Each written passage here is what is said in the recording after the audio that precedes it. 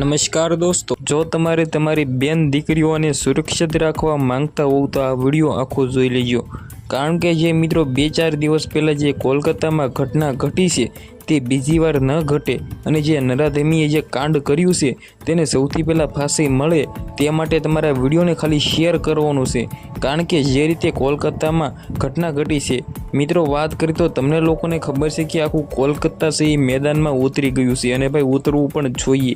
કારણ કે મિત્રો એક દીકરી સાથે જે ઘટના ઘટી છે, એકથી મિત્રો વાત કરી તો 40 મિનિટ સુધી તે દીકરીની સાથે જે થયું છે તેની ન્યાય મળે તે માટે તમારા વિડીયોને શેર કરવાનો છે। ભારતમાં છેલ્લા 1 વર્ષમાં 30,000થી પણ વધારે જે રેપ કેસ આવ્યા છે તે તમામ નરાધીમોને હાલના ટાઈમમાં ભારતમાં ફાંસી દેવામાં આવે। કારણ કે મિત્રો વાત કરી તો જે દીકરીઓ સાથે ઘટના ઘટી રહી છે, વાત કરી તો તમને લોકોને ખબર છે કે ભારત જ માત્ર એવો દેશ છે જેમાં મિત્રો બહેન દીકરીઓ છે એ રસ્તામાં ખુલ્લેઆમ ફરી શકે છે। પરંતુ મિત્રો ભારતમાં જ મિત્રો હાલના ટાઈમમાં જે ઘટનાઓ સામે આવી રહી છે તેના આધારે આપણે બધા લોકોને જણાવી શકીએ કે મિત્રો ભારત છે એ પણ મિત્રો બીજા દેશ જેવો થઈ ગયો છે।